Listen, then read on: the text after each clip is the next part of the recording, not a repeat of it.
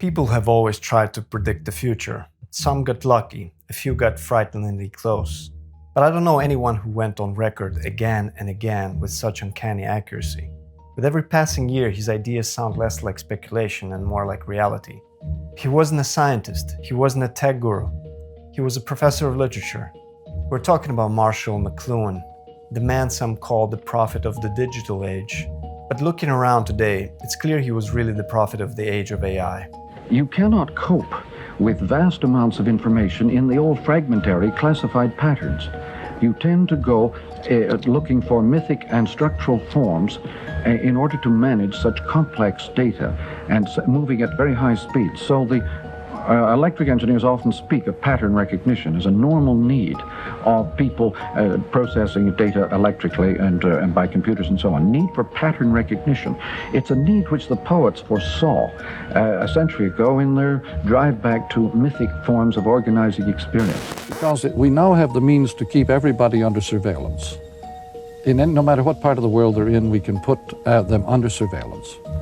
It has become one of the main occupations of mankind, just watching other people and keeping a record of their goings-on. The old medium is always the content of the new medium, as movies tend to be the content of TV, and as books used to be the content, novels used to be the content of movies. And so every time a new medium arrives, the old medium is the content, and it is highly observable, highly noticeable. But the real roughing up and massaging is done by the new medium, and it is ignored. Yes, that is the man behind the famous phrase, "the medium is the message." A paradoxical phrase, as were pretty much all of McLuhan's ideas. But how did this professor of literature predict so many things about something which has seemingly nothing to do with literature, like computers, artificial intelligence, not to mention social media with its consequences on our identity crisis today? In the new electric world, where everybody is involved in everybody, where everybody is involved in complex processes that are going on in the total environment, the old identity cards that used to constitute private identity, the old means of finding out who am I, will not work. People now have to encounter themselves in the inner world, Kierkegaard or existential style, in order to know who they are. The old methods of merely external identity by marks of occupation, national origin, age grouping, and so on, these will not serve any longer as means of distinguishing private identity. McLuhan's method was quite simple, even if counterintuitive. He looked at language and words as the gateways to reality. He explored metaphors and took them very seriously. That's also, by the way, what we're doing here on this channel. So if you're new, welcome. My name is Sergey, and I authored a book on language called Hiding in Plain Sight. And I was very grateful to have Marshall's grandson, Andrew McLuhan, endorsing the book. But hey, the medium is the message, and right now the medium we're using is video, not print. And as McLuhan himself pointed out, the book and its ideas are just the content. The real action is in the medium. So please hit subscribe and help this channel grow and spread the message. Okay, but what exactly does the medium is the message even mean? One interviewer once put it bluntly. Mr. McLuhan, this question is inevitable, I guess. You're probably sick of it. Why is the medium the message? Why is not the message the message? If the message were the message, it would be too easy, wouldn't it? But McLuhan says it isn't. The medium is the message, meaning the form of the medium matters more than whatever content passes through it. For McLuhan, information is not about sending ideas around in space, it's about transforming behavior. Transforming an entire society once it adopts a medium. He would say it doesn't really matter what's on television, what matters is what television does to you. It rearranges your living room, it puts you on the couch, staring at the screen for hours. And as a result, your body changes, your habits change. You become what people started calling a couch potato. Even your room itself is reshaped. What comes to your mind when I say living room? For most of us, that word probably brings an image with a TV in the middle. If you Google living room, you'll mainly see two focal points, a fireplace or a TV. And the two have something in common, actually. In Latin, a fireplace was called focus. And once the television arrived, the focus of the home shifted from fire to the screen. There are three things they say you can watch forever: water flowing, fire burning, and Netflix. That is what the medium is the message really means. The hidden changes brought by the medium itself, not by its content. And as the medium shifts, the content bends to fit to it. In the age of television, you could sit for hours glued to a single show. In the age of TikTok, content flips every 10 seconds. It doesn't really matter what the video is about. The medium itself sets the limit. The center of focus has also shifted. First it was the fireplace, then the TV in the living room. Today it sits in our pockets. The phone is the portable focus, and that changed everything. The fireplace and the TV were the places of gathering. The phone screen is a focus that scatters. No surprise then that the biggest drop in people going out to parties today is among the young. That's the message of the medium. In just 2 decades, we shrank our social lives down to just half of what they used to be. It's about as dramatic as any statistic that I have seen in the last few years. The death of partying has been absolutely tremendous. But the drop-off isn't equal for all age groups, and that's what's really concerning. The drops among young people are staggering. Their decline in partying isn't 50%, it's nearly 70%. Or maybe it's the massage, as McLuhan once joked. When an editor accidentally wrote the medium as the massage instead of message, McLuhan said, "Leave it, that's perfect." Because the media don't just send us messages, they massage our behavior. They soothe us and relax us without us noticing. That's classic McLuhan, wordplay and metaphors as prophecy. He saw the world as one giant metaphor, and the main tool for analyzing it was, of course, language itself. Language is a metaphor machine because every word we use is, as its root, a metaphor, which means we don't really live in a purely physical, serious world at all. We live in a metaphoric one. There's even a very serious book about this by linguists George Lakoff and Mark Johnson called The Metaphors We Live By. And the irony is that the more serious the book, the more it shows how unserious our reality actually is, how playful and metaphorical it is. The word itself comes from the Greek metapherein, which in Latin became transfer. The meta part points beyond the physical, beyond the tangible. The transfer is transcendent, metaphysical, not just physical. With this tool we call language, we transfer something vital, ourselves. Every time we speak, we're not just sending messages or fragments of information through the air, we're sending our entire self without the body. The body is physical, but the self is metaphysical and essentially metaphoric. It travels through words. That's why we ask, "Did you get me?" And when somebody replies, "I got you," we know they didn't get our body, they get our transferable self, our persona. And the word persona is already a metaphor. In ancient theater of Rome, the dramatis persona was the mask of the character.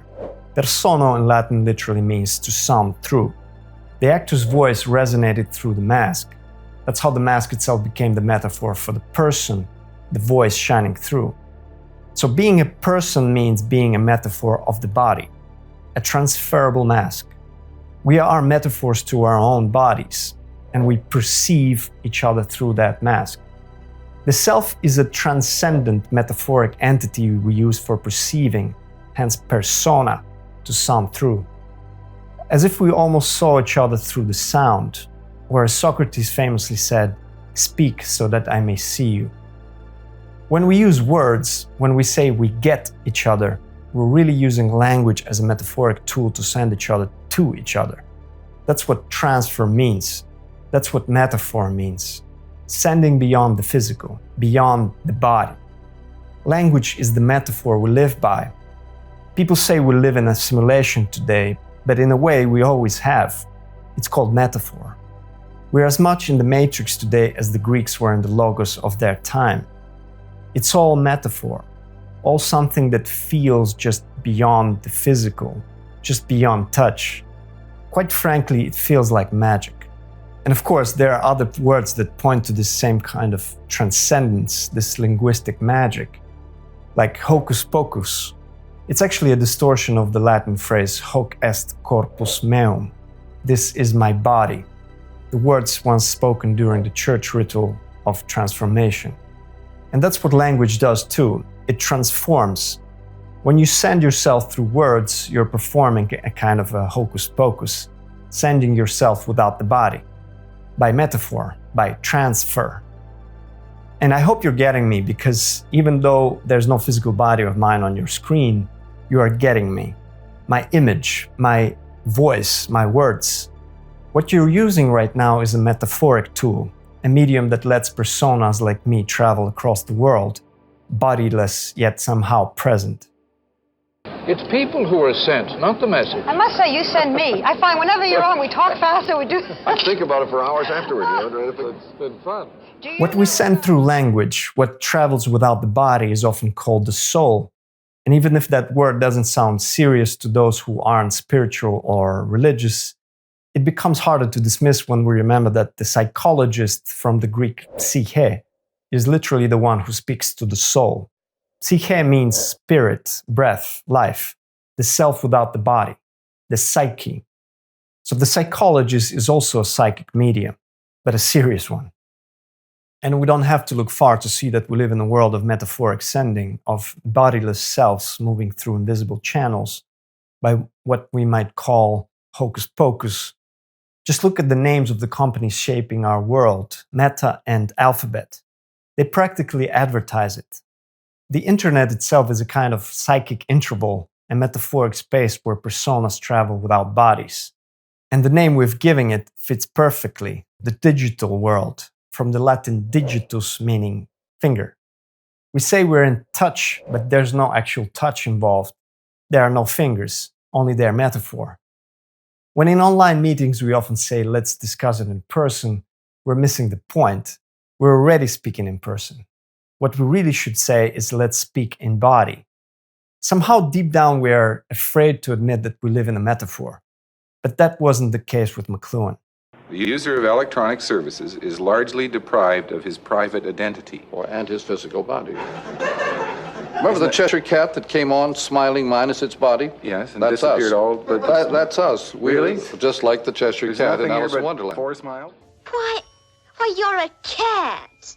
A Cheshire-Cat doll. Again, McLuhan being McLuhan, turning to literature to describe the world around him. And the Cheshire-Cat is a perfect metaphor for our time. Remember the scene in Alice in Wonderland? The cat appears and disappears at random. When it finally fades away, it does so in stages. First the body, then the head, and finally only the smile remains. Alice looks at it in wonder and says, I've often seen a cat without a smile, but never a smile without a cat. She's describing a metaphor, something that's been transferred, detached from its original form. Just like a person without the body on your screen right now. Like Alice, we too live in a wonderland, or maybe a meta-land. But unlike Alice, we're no longer amazed. Isn't a person without a body just as strange as a smile without a cat? And that metaphor stretches far beyond the screen. How about a car without a driver? A voice without a body? Intelligence without a brain? A currency without any physical asset behind it? These are all smiles without the cat. Detached, transferred entities, metaphors. And we keep plunging into this wonderland or meta-land as technological progress moves on. You could even say that progress itself is nothing more than the steady metaphorization of the world around us. Every next big thing seems to be something without something else we once took for granted. Maybe we're even working on our last final metaphor, intelligence without a brain, superintelligence, artificial general intelligence, or AGI. That may well be the last metaphor that creates all the others. Right now we're in the process of transferring all the intelligence humanity has built over thousands of years into something that isn't us. We're outsourcing our own minds, metaphorizing it, handling it over to something outside the human brain, outside the body. Because we really do love to metaphorize, don't we? We'll metaphorize the hell out of anything, even hell itself. With video games and VR headsets, you can go to hell and come back easily, no problem. That's what hell looks like, apparently. Time for Google's parent company, Alphabet, doesn't beat around the bush either. The name says it all. Its business is language, alphabet.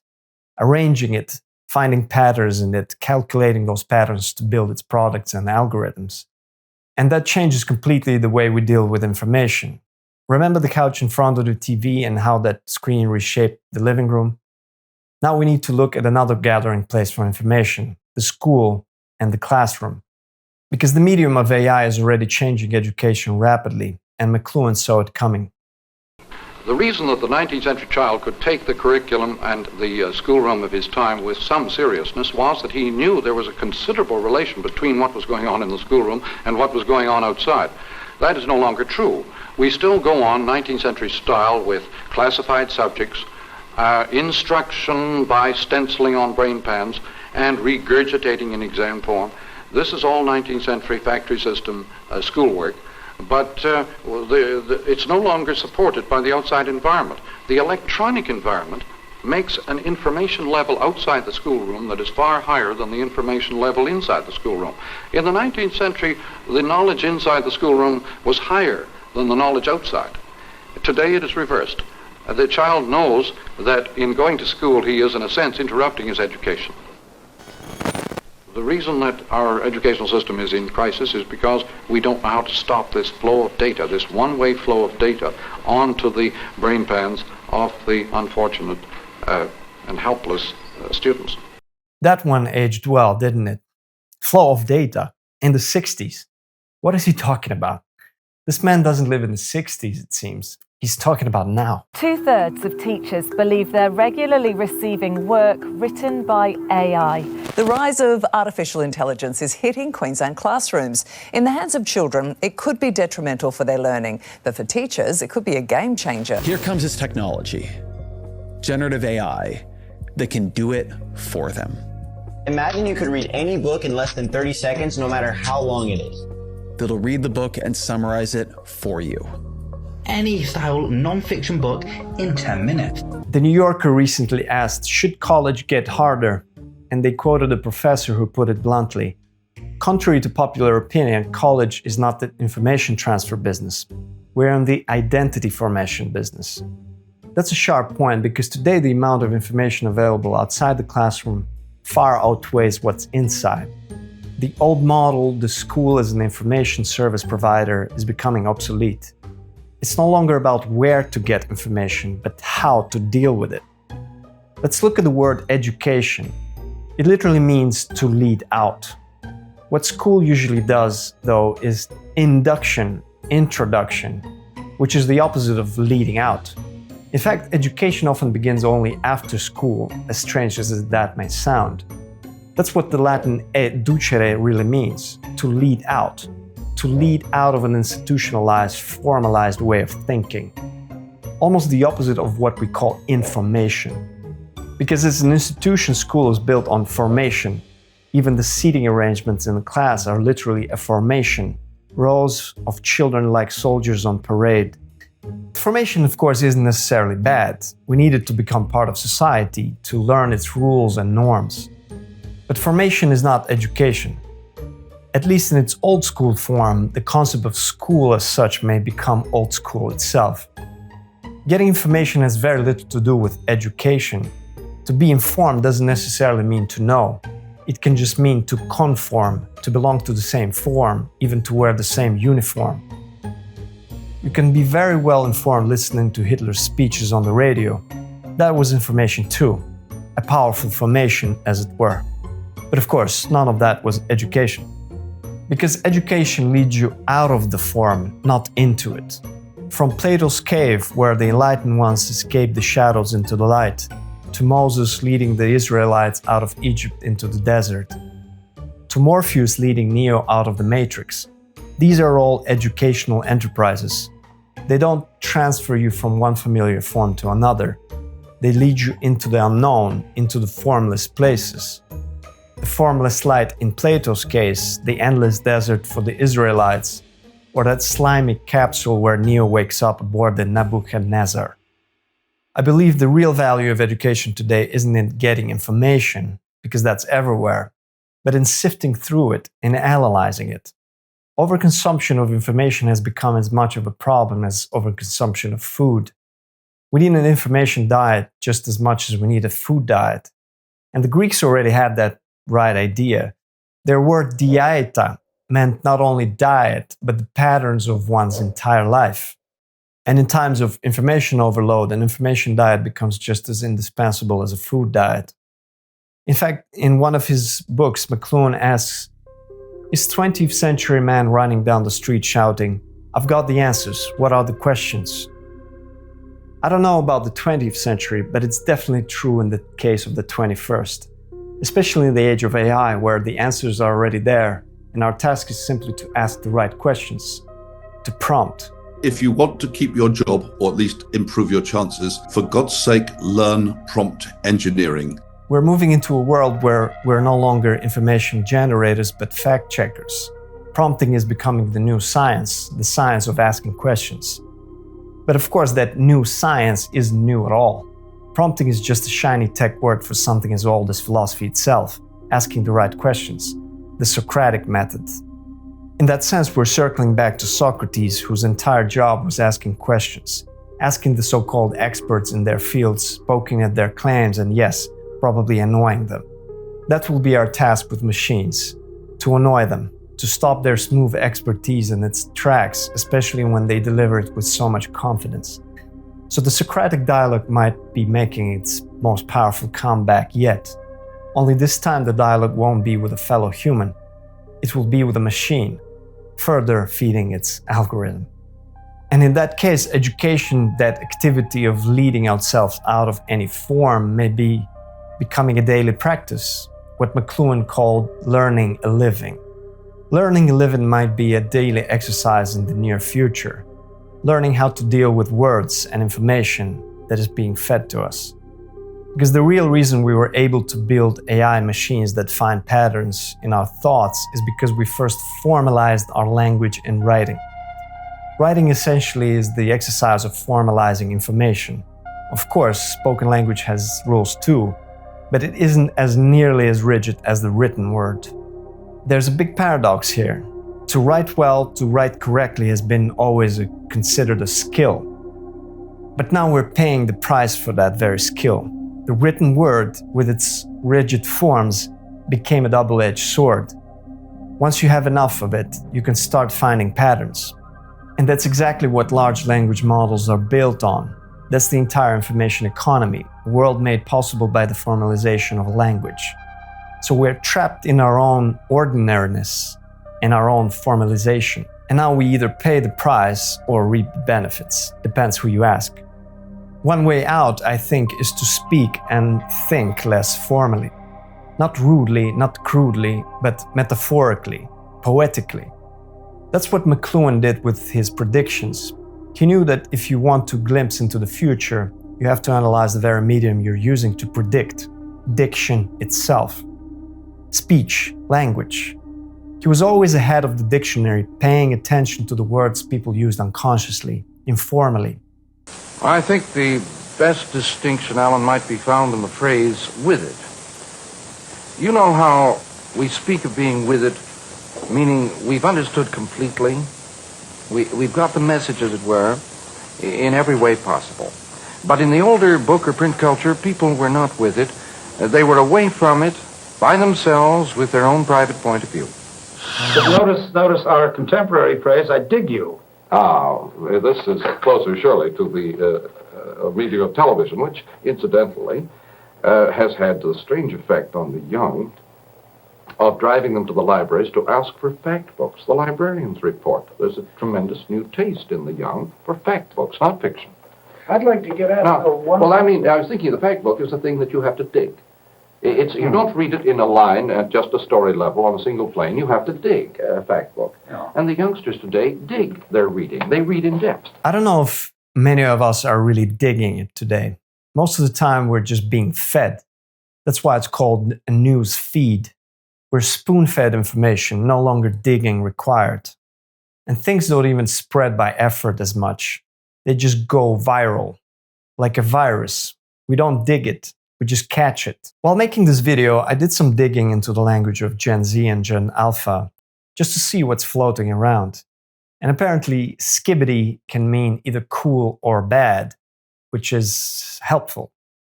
And then there's 6'7", which I still don't understand even after digging. The meme comes from a song called Doot Doot by rapper Skrilla. It dropped in late 2024, and in the track, Skrilla says 6'7". 6'7", I just bit right on the highway. He's talking about 67th Street in Chicago, and that's where the phrase originated. Fast forward to early 2025, and TikTok and Instagram users took that 6'7" line, connected it to NBA player LaMelo Ball, who just happens to be 6'7". So whenever the song hits the 6'7" line, editors would cut to footage of LaMelo dominating the court. And from these edits, the meme evolved. People started making TikToks and Instagram reels involving the number 6'7". For example, someone would say that they scored 67 out of 100 on the test, and then someone would say, "You mean 6'7"? It became a type of inside joke where you had to understand it before you could use it, but there was no understanding. The meaning of 6'7" is 6'7". If in the TV age people were digging it, then in the TikTok and Instagram age things are viral simply because they're viral. There's no connection, no logical reason behind it. Skibbity means either cool or bad. 6'7" apparently means 6 or 7 for no reason at all. And if that doesn't prove McLuhan's point that the medium is the message and the content doesn't matter, then I don't know what does. But to be fair, I did stumble on a new slang term that actually makes sense. Algo speak. Yes, that's really a thing apparently. Though I'm still not sure if the existence of such a word makes me feel skibbity or skibbity. The larger point though is that if you want to understand what a community does and how it thinks, what really shapes it, you have to look at how it communicates. Language as a whole is the hidden instrument a community uses to process its own reality without ever being fully aware of it. And slang in particular is one of the best gateways into those hidden situations. The other gateway is humor. A comic puts on his public by hurting them. And it's done by timing, intervals, gaps, timing. The comedian, he puts on his public by telling stories that are awfully close to their line, of their edge, their endurance, and cutting right into them. Humor is a way of saying many things without ever saying them openly, a bit like skibbity. A joke is never funny when it's completely explicit. It only works when something is left unsaid. That's why the Greek word aironia, irony, literally means simulated ignorance. The ironic person, the comedian, is a simulator, covering the community's grievances and hardships with humor. As a Soviet comedian once put it, a low quality of life brings about a high quality of humor.